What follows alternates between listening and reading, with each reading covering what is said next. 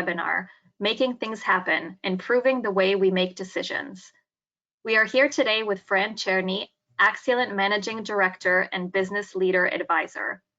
Fran has worked with prestigious global thinkers and executive leaders from Fortune 100 companies to find effective answers to their challenges, help drive cultural transformations that enhance the capabilities of teams, and have a real impact on business results. He has become a change maker for large multinational organizations, a senior advisor for their leaders, and a facilitator for their teams.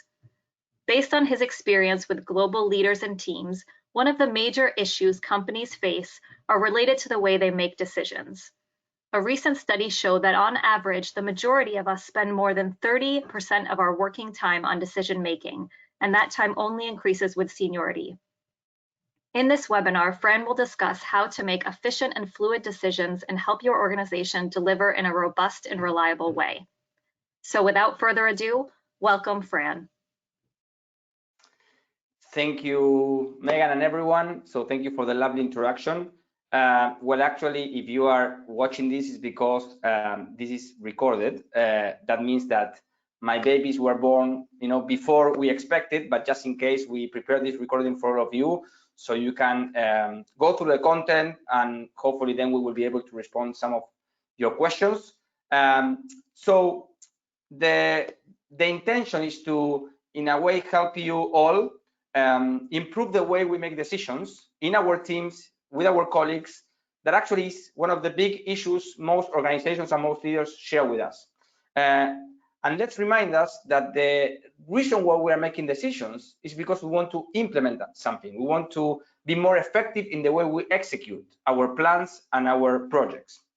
So let's jump into why this topic is so relevant, let's say, these days.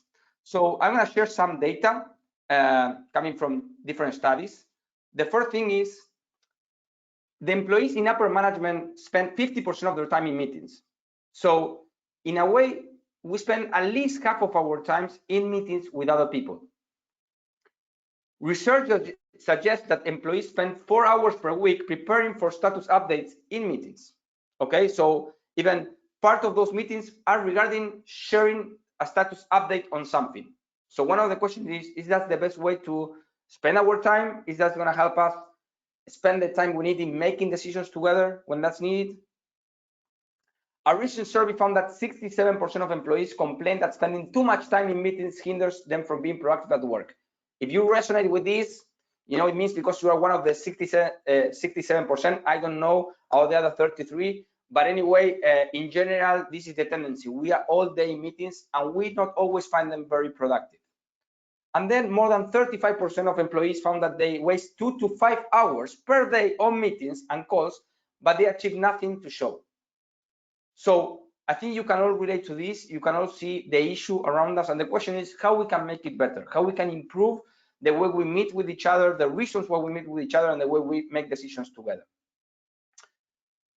The last piece of information I want to share is a few weeks ago, I did a survey, in LinkedIn, and these are some of the numbers that came up. Okay, so 17% of the people say they are not sure on who makes the decisions. 22% said that not everyone is in agreement with the decision that is made. And 28% disagreed on how to implement the decision made. And you might be thinking, what about the other 33%?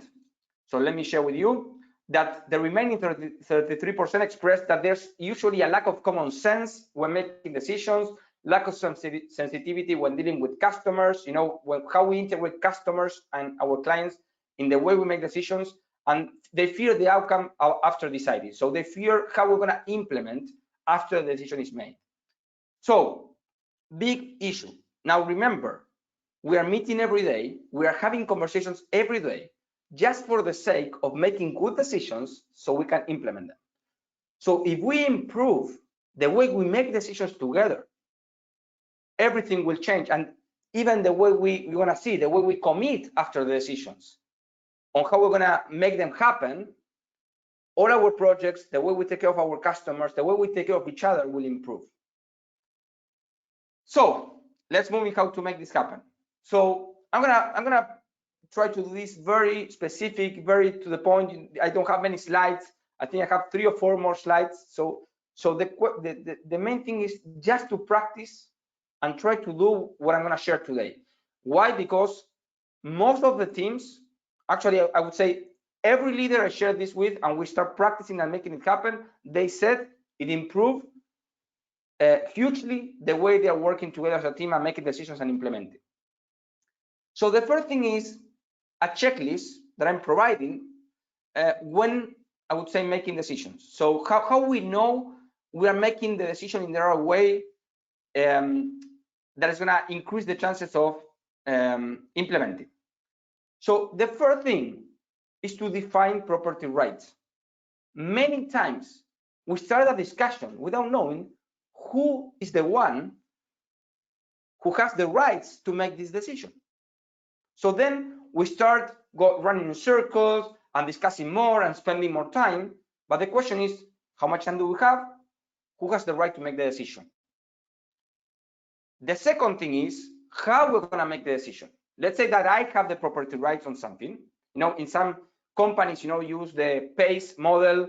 In some others, you use other models.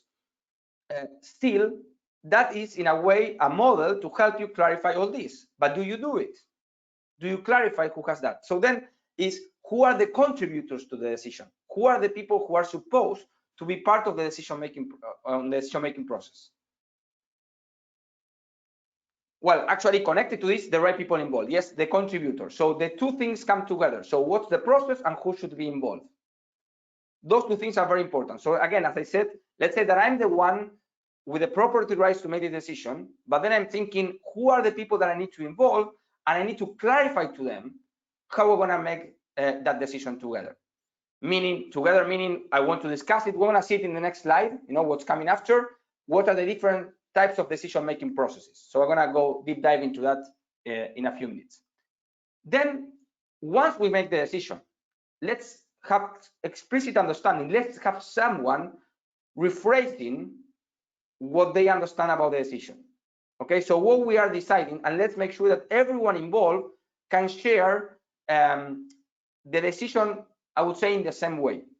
That when we move out from the call or the room, everyone can share the same, I would say, 80-20, the same decision that we have made or that was made by someone. And the last piece is commitment. We want to go into that. So are people committing to implement? So do we know what we need to do to make that decision work? Okay, so these are the 5 things that you always need to check when making a decision. Who has the property rights? What's the decision-making process? I want to go into that in a minute. Do I have the right people who are contributors involved? Do people understand the decision we made? And do people who have something to do about this are clear on what they need to do and are committing to that? Okay, if you make this happen, these 5 things, everything will improve hugely. So now let me go in some of these specific topics that maybe are not fully clear on how to do it. So now let's go into how to make decisions. Which are the different type of ways in which we can make decisions? And here you have 2 axes.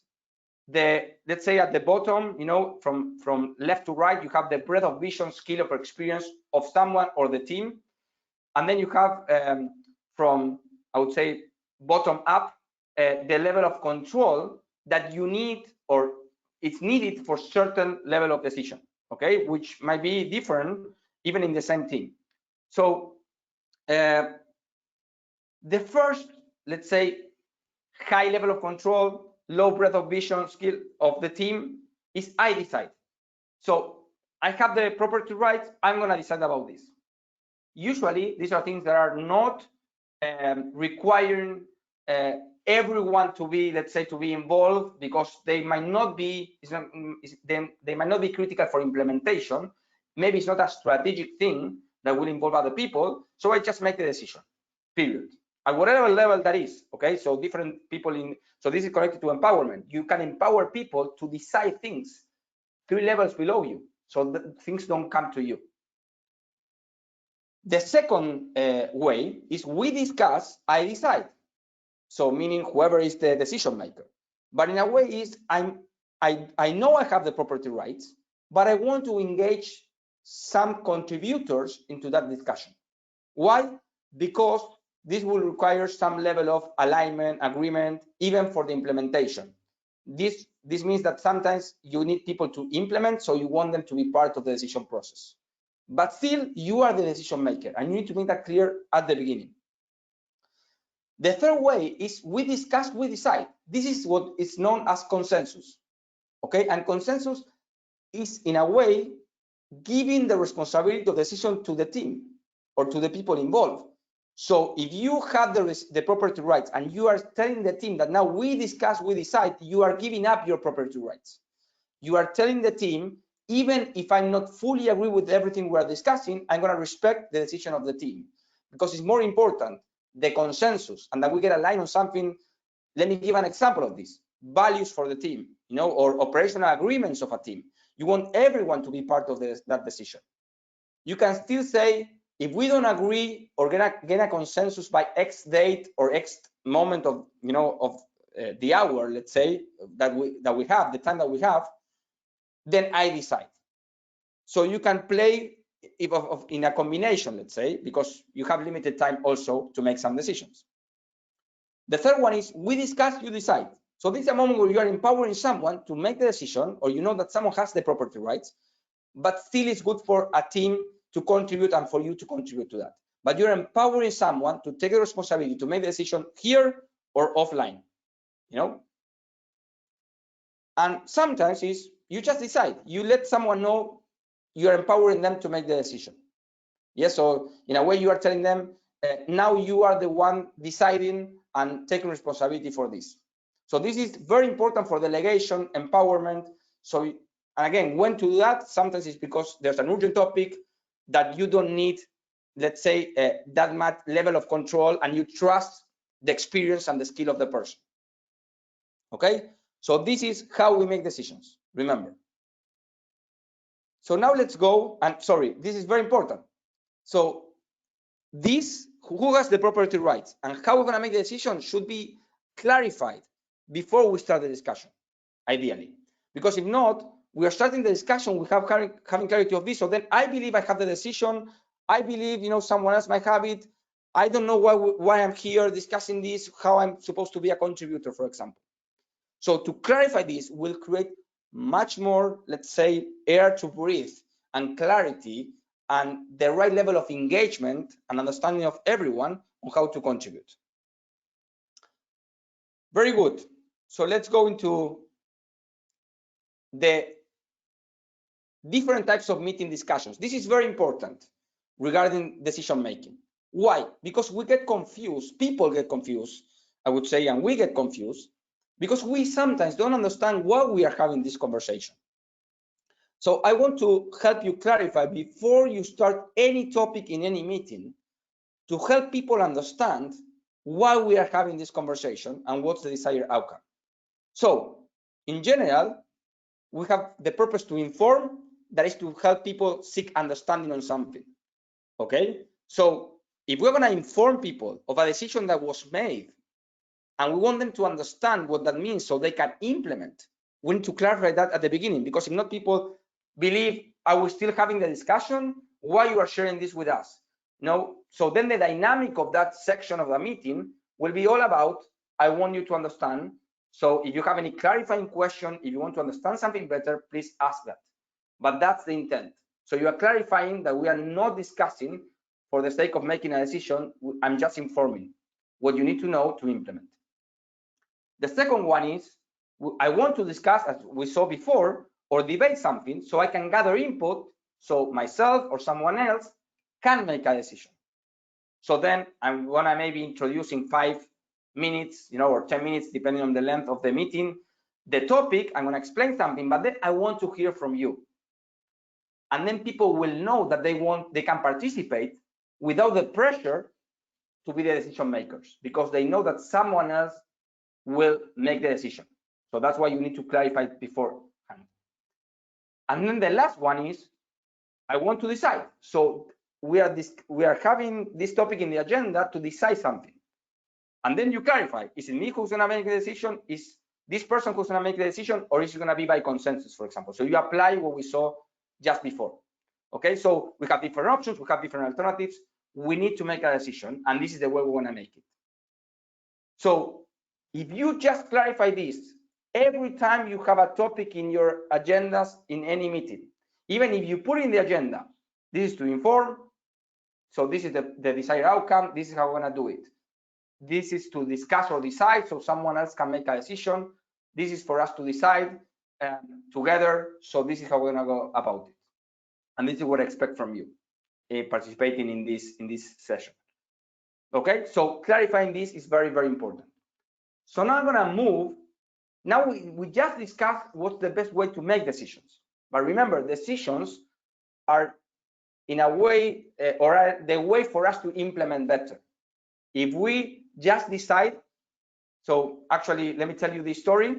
So I heard this from the Immunity to Change team in Harvard, Dr. Keegan, and what he shares this story is there are 11 frogs by the shore of a lake, and 2 frogs decide to jump into the lake.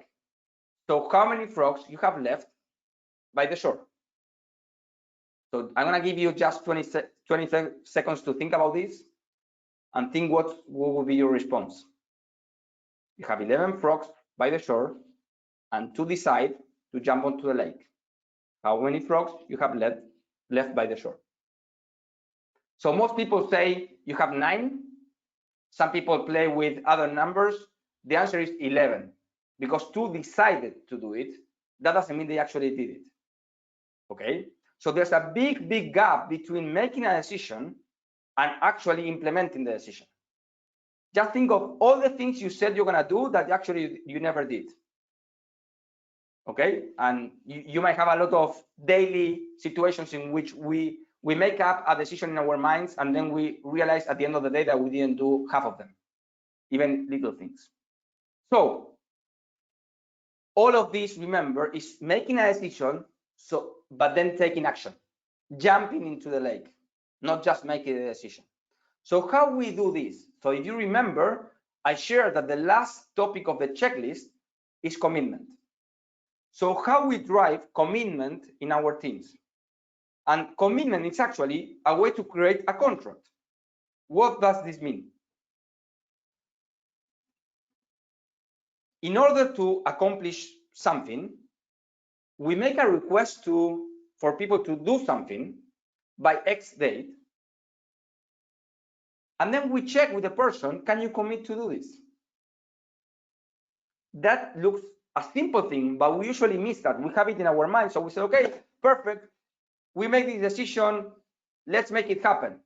But then everyone starts thinking, okay, who's going to do this? I'm not the one who needs to do it. I don't know the standards by when. So paying attention to that, and now I'm going to show you how to do it, is critical for implementation, for things to happen in a coordinated way.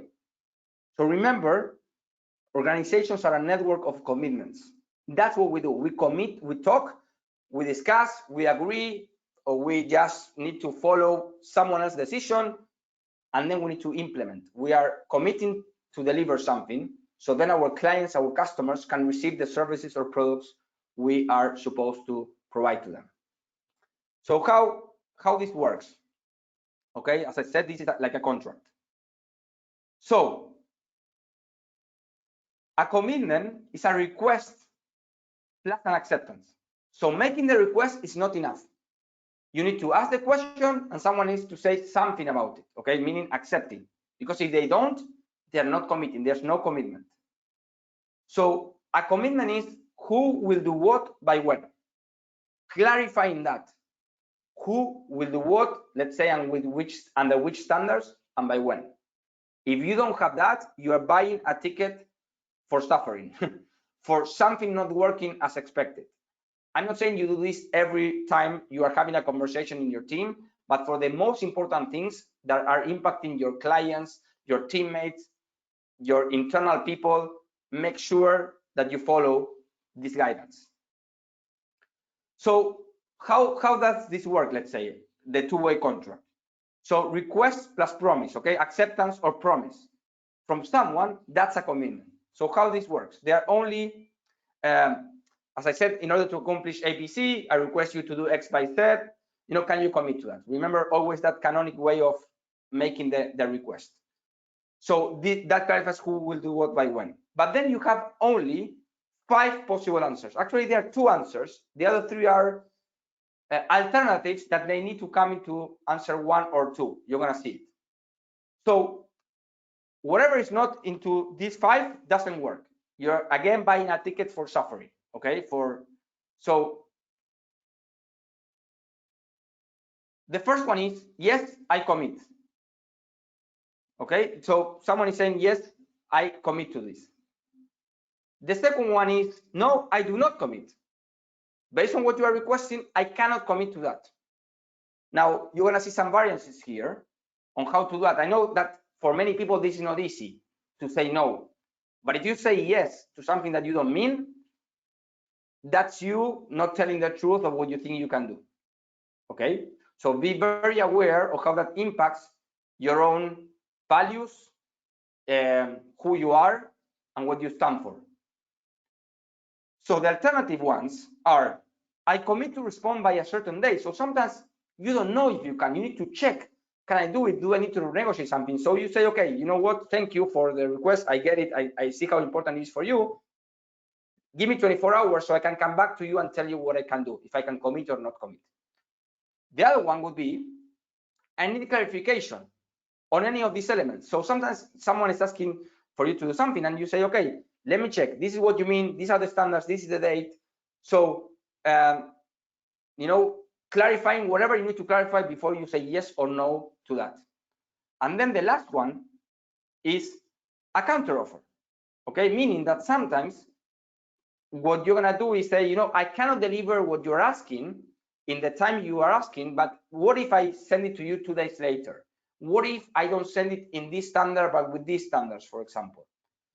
So remember your word. So whatever you are saying is speaking about you. Whatever you are committing or not committing, that's speaking about you, who you are, what you stand for. And usually we all value honesty.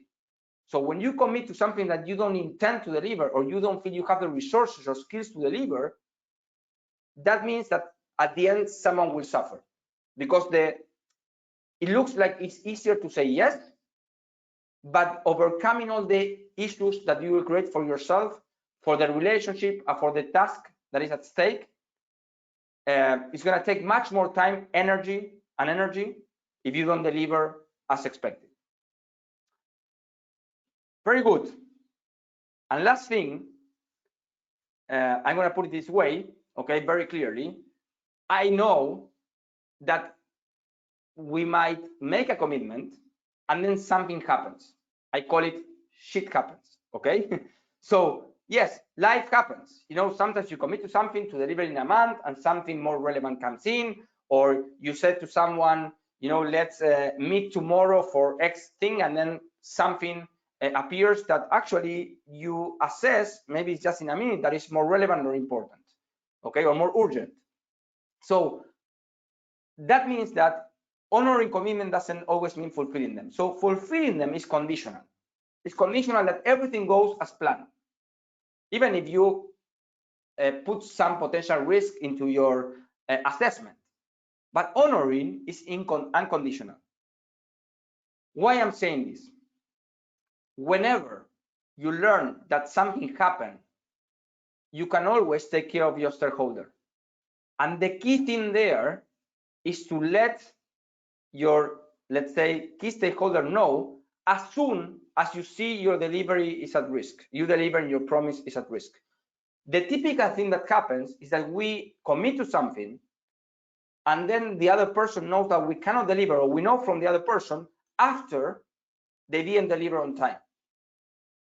What if the best way to take care of each other is I let you know when something is at risk, and I also offer an apology, because actually I'm prioritizing something else, but you were expecting this and was important for you. And then I check, is there anything I can do for you now? Can I renegotiate? Can I send you this 2 days later? Can we meet 2 days later? is this impacting you in any way? So you take care of the relationship. You take care of whoever you committed something to that you cannot deliver for any reason. You're not just saying, oh yes, I'm not gonna do this, I'm not gonna send you this. You take care of them, because remember, you will need to work with them in the future, and this is an opportunity to build trust or to lose trust.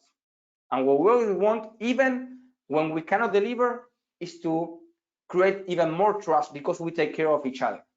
And I know that I'm impacting you when I do something or when I cannot do something. So that is I would say, summarizing how we can make better decisions for better implementation. So remember, you have the checklist.